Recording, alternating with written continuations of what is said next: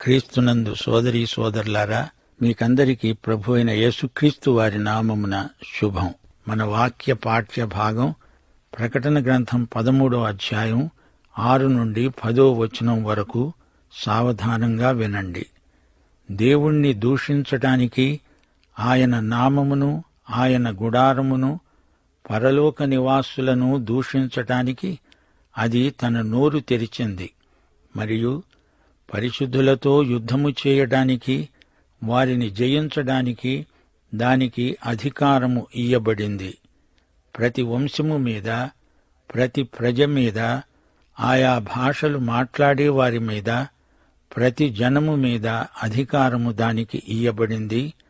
భూనివాసులందరూ, అనగా జగదుత్పత్తి మొదలుకొని వధింపబడి ఉన్న గొర్రెపిల్ల యొక్క జీవగ్రంథమందు ఎవరి పేరు రాయబడలేదో వారు ఆ మృగమునకు నమస్కారము చేస్తారు. ఎవడైనా చెవిగలవాడైతే వినుగాక. ఎవడైనా చెరపట్టవలెనని ఉన్న ఎడల వాడు చెరలోకే పోతాడు.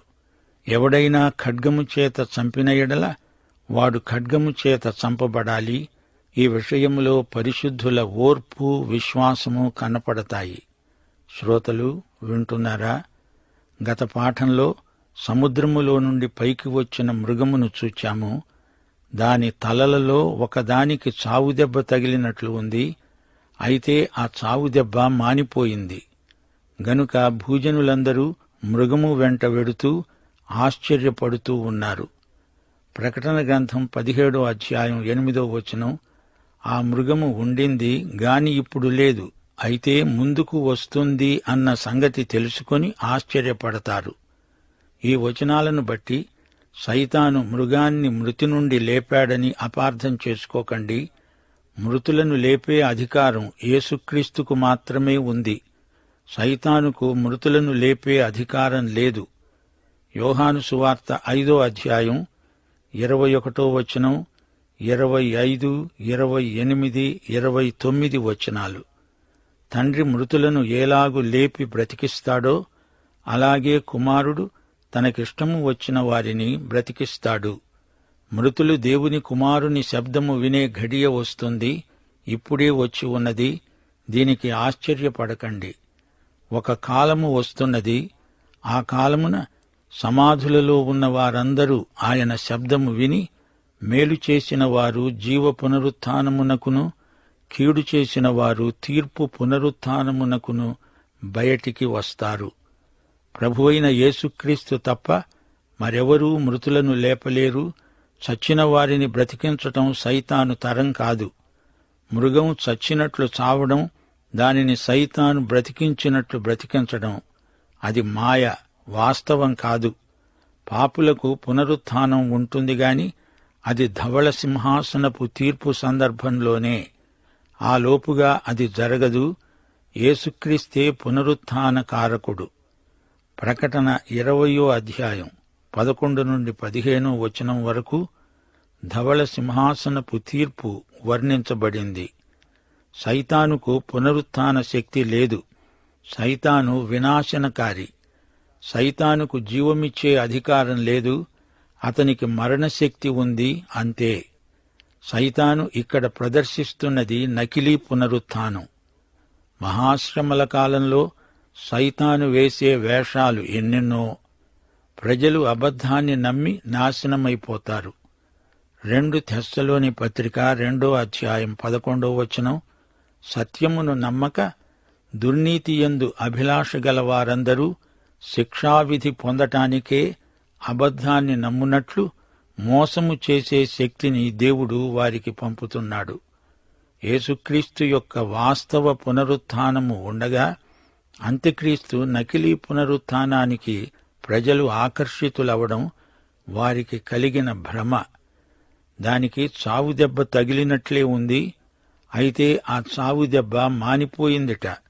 అంతా అబద్ధమే, నటనే. దానికే భూజనులందరూ ఆ మృగము వెంటపడి ఆశ్చర్యపడుతున్నారు. ఆ ఘటసర్పానికి వారు నమస్కారము చేస్తున్నారు. దాన్ని తెగ పొగిడేస్తున్నారు. యేసుక్రీస్తు యొక్క మరణ పునరుత్థానాలను అనుకరించటమే దైవదూషణ. అంత్యక్రీస్తు చెయ్యలేనిది క్రీస్తు చేయగలిగింది ఏమిటి అని వారు మాట్లాడతారు. యేసు పునరుత్థానం లాంటిది ప్రజలను ఈ విధంగా మోసగించటం సైతాను నటన మాత్రమే. యేసుక్రీస్తు లేచాడు అని విశ్వాసులు ఆయనను మహిమపరుస్తుంటే అంత్యక్రీస్తు కూడా లేచాడు అని అవిశ్వాసులు భజన చేయసాగుతారు. ఈ నకిలీ క్రీస్తు రోమక సామ్రాజ్యాన్ని పునరుద్ధరిస్తాడు. క్రూరమృగాన్ని ప్రజలు నమ్ముతారు. ప్రకటన 6వ అధ్యాయంలోని తెల్లగుర్రమెక్కిన ఆశ్వికుడు ప్రజలకు కృత్రిమ శాంతిని వాగ్దానం చేస్తాడు. 1500 యుద్ధాలను రేపాడు. 8,000కు పైగా శాంతి సమావేశాలు జరిపాడు. ఈ సంగతికి సమకాలీన చరిత్రే సాక్ష్యం పలుకుతోంది. మొత్తం చరిత్రలో ఏమైనా శాంతి అనేది ఉందా అంటే అది 300 సంవత్సరాలకు మించి కలగలేదు. సాత్వికం అంటాడు కాని అంత్యక్రీస్తు ఉద్దేశం దౌర్జన్యం, అరాచకం. అంత్యక్రీస్తు పెద్ద సంస్కర్తలాగా మాట్లాడతాడు. శాంతి శాంతి అంటూ లోకాన్ని యుద్ధంలోకి నడిపిస్తాడు. గాని యేసు శాంతి లోకమిచ్చేది కాదు. ఆయన శాంతి అసలైన శాంతి, పూర్ణ శాంతి. దేవుని కాపుదల ముద్ర ఉండబట్టిగాని, లేకపోతే అందరూ సైతాను అంత్యక్రీస్తు వెంట కుక్క యజమానిని వెంబడించినట్లు వేలం వెర్రిగా పరిగెత్తుతారు. మా అంత్యక్రీస్తుకు సాటి ఎవరు అని ప్రగల్భాలు పలుకుతారు.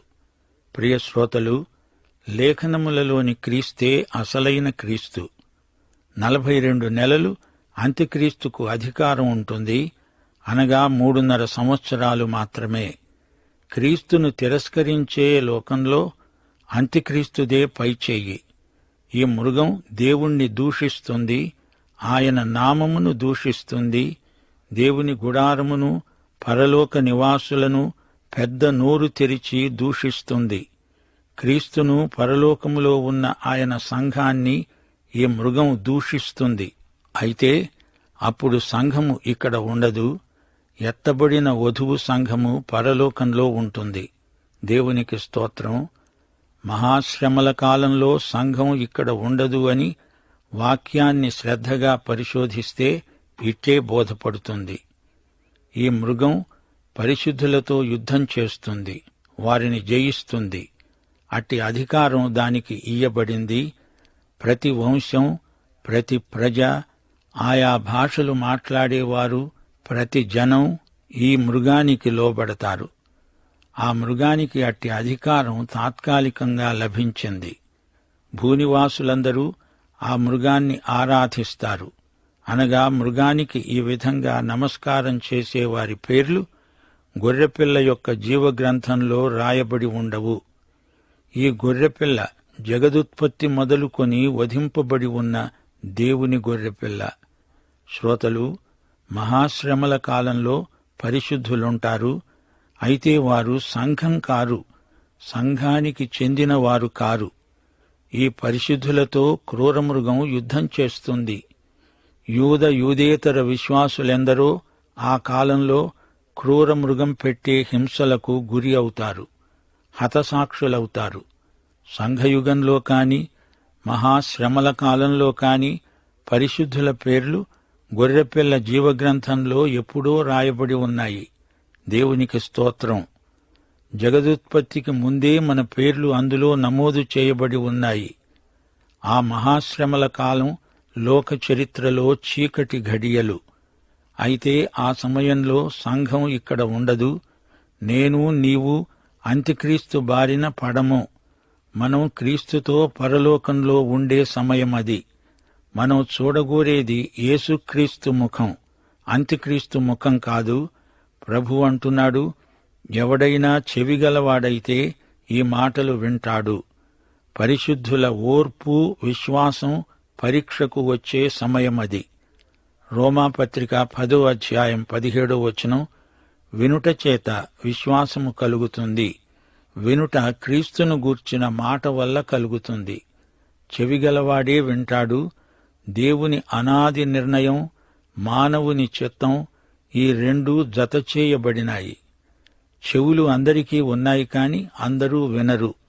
వినగోరిన వారు వింటారు, విననొల్లని వారు వినరు. వారి చిత్తస్ఫూర్తి, దేవుని నిర్ణయం ఈ రెండూ ఏకీభవించినప్పుడు వింటారు. విన్నవారికే చెవులున్నట్లు, వినని వారికి చెవులు లేనట్లే, ఉండి లేనట్లే. ఎవడైనా చెరపట్టాలని ఉన్న ఎడల వాడే చెరలోకి పోతాడు. ఎవడైనా ఖడ్గము చేత చంపిన ఎడల వాడు ఖడ్గము చేత చంపబడాలి. ప్రకటన 4వ అధ్యాయం నుండి జరిగే సంఘటనలన్నీ సంఘం ఎత్తబడిన తరువాత జరిగేవే. మహాశ్రమల కాలంలో అంత్యక్రీస్తు అనే నియంతదే అధికారం. వాడు నిరంకుశుడు. అతని అనుమతి లేకుండా ఎట్టి క్రయ విక్రయాలు జరగటానికి వీల్లేదు. అతని అనుమతి లేకుండా రాకపోకలు ఉండవు, ప్రయాణాలు జరగవు. అంతకు ముందు అంతటి నిరంకుశుడెవడూ వచ్చి ఉండలేదు. దేవుని ప్రజలారా, అతణ్ణి నిరోధించటం అనవసరం, సహించండి. మీ సహనానికి, విశ్వాసానికి ఇది గొప్ప పరీక్ష అంటున్నాడు దేవుడు. మహాశ్రమల కాలంలో ఇక్కడ ఉన్న పరిశుద్ధులకు ఇదో హెచ్చరిక. ఆ సమయంలో దేవుడు అంతా సైతానుకు అప్పగిస్తాడు. అందుకే వాడు అంతగా చెలరేగుతాడు. ఇప్పుడైతే పరిశుద్ధాత్మ ఈ లోకంలో ఉన్నాడు. పరిశుద్ధాత్మ తన వారి శ్రమలను తగ్గిస్తాడు. ఏర్పరచబడిన వారి పక్షాన పరిశుద్ధాత్మ శ్రమదినాలు వారికి తక్కువ చేస్తాడు. పరిశుద్ధాత్మ విరమించుకుంటే ఎంత ఘోరం పెచ్చుమీరిపోతుందో ఊహించగలమా? దేవుడు అన్యాయస్థుడు కాడు. ప్రతి ఒక్కరికి పశ్చాత్తాపానికి అవకాశమిస్తాడు. వ్యవధి ఉండేటట్లు దేవుడు చూస్తాడు. దేవుని పద్ధతులు క్రమబద్ధమైనవి. మత్తయి సువార్త 24వ అధ్యాయం 22వ వచనం. మరొకసారి జ్ఞాపకం చేసుకోవలసిన వచనమిది. ఆ దినములు తక్కువ చేయబడకపోయిన ఎడల ఏ శరీరీ తప్పించుకొనడు. ఏర్పరచబడిన వారి నిమిత్తము ఆ దినములు తక్కువ చేయబడతాయి. మృగం నోరు తెరిచింది అంటే దైవదూషణ మాటలే. దేవుణ్ణి, దేవుని నివాస స్థలాన్ని, పరలోకంలో ఉన్న సంఘాన్ని తెగ దూషిస్తుంది మృగం. దీని నోటికి శుద్ధము బద్ధము అనేది లేదు. అంతా అబద్ధమే. దేవుని నివాస స్థలం షకీనా మహిమ. రోమా ప్రభుత్వంలో కైసరారాధన దేవదూషణకు నిదర్శనం. మృగం దేవుణ్ణి అవమానపరుస్తుంది. దేవుని మహిమకు విరుద్ధంగా పనిచేస్తుంది, ప్రవర్తిస్తుంది. యూదులు యెహోవాను మాత్రమే ఆరాధిస్తారు. యూదులు అన్యజాతులన్నిటిలో ప్రత్యేకమైన ప్రజ.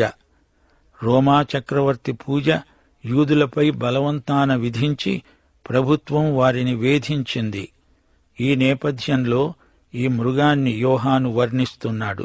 దుర్భాషలు, దైవదూషణ మాటలు, చర్యలు మృగము యొక్క విధానాలు. జీవగ్రంథములో ఎవరి పేర్లు లేవో వారిని మృగం నానా బాధలు పెట్టింది. జీవగ్రంథములో పేర్లున్న వారి జోలికి మృగం పోదు. జీవగ్రంథం ప్రకటన గ్రంథంలో 6 సార్లు పేర్కొనబడింది. ప్రభుత్వాలు ప్రాచీన కాలం నుంచి దేశ పౌరుల పేర్లు గ్రంథంలో రాసిపెట్టి ఉంచేవారు. పౌరుడు మరణిస్తే అతడి పేరు కొట్టివేయబడుతుంది. మృతుడి హక్కులు అంతటితో రద్దయిపోతాయి. దేవునికి చెందిన వారి పేర్లు జీవగ్రంథంలో రాసి ఉంటాయి. ప్రకటన 17వ అధ్యాయం 8వ వచనం. జీవగ్రంథమందు ఎవరి పేరు రాయబడలేదో వారు అని దేవునికి చెందిన వారిని పేర్కొనడం జరిగింది. ఎఫెసీ పత్రిక 1వ అధ్యాయం 4వ వచనం. జగత్తు పునాది వేయబడక మునిపే ప్రేమ చేత ఆయన క్రీస్తులో మనలను ఏర్పరచుకున్నాడు. ఈ పేర్లే గొర్రెపిల్ల జీవగ్రంథంలో ఉంటాయి.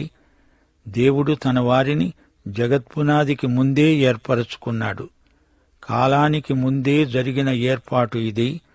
ఆయన చేతిలో నుండి వీరిని ఎవరూ అపహరించలేరు. జగత్పునాదికి ముందే వధించబడిన గొర్రెపిల్ల యేసుక్రీస్తే. 1 పేతురు 1వ అధ్యాయం 19, 20 వచనాలు. అమూల్యమైన రక్తము చేత అనగా నిర్దోషమును నిష్కళంకమును అయిన గొర్రెపిల్ల వంటి క్రీస్తు రక్తము చేత విమోచించబడ్డారు. ఆయన జగత్తు పునాది వేయబడక మునుపే నియమించబడ్డాడు. మానవతను విమోచించడానికి దేవుడు జగత్పునాదికి ముందే యేసుక్రీస్తును ఏర్పరచుకున్నాడు. దేవుని ప్రజలకు దేవుడిచ్చిన ఆయుధాలు ప్రత్యేకమైనవి. పరిశుద్ధుల ఓర్పు, విశ్వాసము. ఈ రెండే ఆధ్యాత్మిక ఆయుధాలు. దేవుడు జరుగనిచ్చిందే జరుగుతుంది. యిర్మీయా గ్రంథం 15వ అధ్యాయం 2వ వచనం. చావునకు నియమించబడిన వారు చావునకు, ఖడ్గమునకు నియమించబడిన వారు ఖడ్గమునకు, క్షామమునకు నియమించబడిన వారు క్షామమునకు, చెరకు నియమింపబడిన వారు చెరకు పోవాలి. మత్తయి సువార్త 26వ అధ్యాయం 52వ వచనం. గెత్సెమనే తోటలో ప్రభువు ఏమన్నాడు? నీ కత్తి తిరిగి వరలో పెట్టు. కత్తి పట్టుకునే వారందరూ కత్తి చేతనే నశిస్తారు. పేతురుతో ఈ మాట ప్రభువే అన్నాడు. దేవుని పరిశుద్ధులు చెరసాలలో పడాల్సి ఉంటే అలాగే జరగనివ్వండి. సణగకుండా, గొణగకుండా దేవుని బిడ్డలు ఓర్పు కలిగి ఉండాలి. క్రీస్తును వెంబడించే వారికి కలిగే సాధారణ అనుభవమే ఇది. దేవుని పరిశుద్ధులు దెబ్బకు ఎదురు దెబ్బ తీయకూడదు. శరీర బలాన్ని ప్రయోగించి ప్రతీకారం చేయకూడదు. రోమా ప్రభుత్వంలో విశ్వాసులు చిత్రహింసలను సైతం సహనంతో అనుభవించారు. సణగలేదు, ఫిర్యాదులు చెయ్యలేదు. కత్తిబూనినవాడు అదే కత్తితో నాశనమవుతాడు. దేవుని పరిశుద్ధులకు ప్రేమ సువార్త ఉంది. దానికి దౌర్జన్యం ఎంతో దూరం. విశ్వాసము, సహనము అనే రెండు గొప్ప ఆయుధాలు మనకున్నాయి. ఇది బలహీనత కాదు. యేసు నామమున మనము చూపే ధైర్య సాహసాలు. బాధాసహనము ద్వారా దేవుణ్ణి మహిమపరుస్తాము. సహనము, విశ్వాసము, విశ్వసనీయత ఇవే మన ఆయుధాలు. వీటినే మనం ప్రయోగించాలి. శరీర సంబంధమైన యుద్ధోపకరణాలు మనకు లేవు. దేవునికి స్తోత్రం. ప్రకటన గ్రంథం 13వ అధ్యాయం 6 నుండి 10వ వచనం వరకు మృగము యొక్క క్రూర స్వభావం వర్ణించబడింది. దేవుణ్ణి, దేవుని ప్రజలను దూషించే నోరు, పరిశుద్ధులతో యుద్ధానికి ఈ మృగం ఆయత్తమై ఉంది. ఈ మృగానికి అందరి మీద అధికారముంది కాని దేవుని జీవగ్రంథములో ఉన్న దేవుని పరిశుద్ధుల మీద ఈ మృగానికి ఎట్టి అధికారము ఉండదు. వారి పేర్లు జీవగ్రంథమందు ఉన్నాయి. ఈ అంత్యక్రీస్తు దేవ విరోధి, పాపపురుషుడు, నకిలీ క్రీస్తు. ప్రియ శ్రోతలు, వింటున్నారా? మహాశ్రమల కాలంలో పరిశుద్ధులకు శ్రమలెన్నో వచ్చాయి. వారిని చెరసాలలో ఉంచారు. కొందరికి ప్రభుత్వం మరణశిక్ష విధించింది. వారి శ్రమలు శరీరాన్ని హింసించాయి గాని వారి జీవము క్రీస్తుతో కూడా దేవుని యందు దాచబడి ఉంది. మహాశ్రమలలో కొందరికి శ్రమలెక్కువయ్యాయి. కొందరికి మరణమే ప్రాప్తించింది. గొర్రెపిల్ల రక్తంలో శుద్ధి చేయబడిన వారి హతసాక్ష్యమును బట్టి దేవుని సన్నిధిలోకి వారందరూ ఎత్తబడతారు. పాఠం ఇంతటితో సమాప్తం. యేసుక్రీస్తు వారి దివ్యకృప, తండ్రి అయిన దేవుని పరమ ప్రేమ, పరిశుద్ధాత్మ యొక్క అన్యోన్య నిత్య సహవాసము మనకందరికీ సదాకాలము తోడై ఉండునుగాక. ఆమేన్.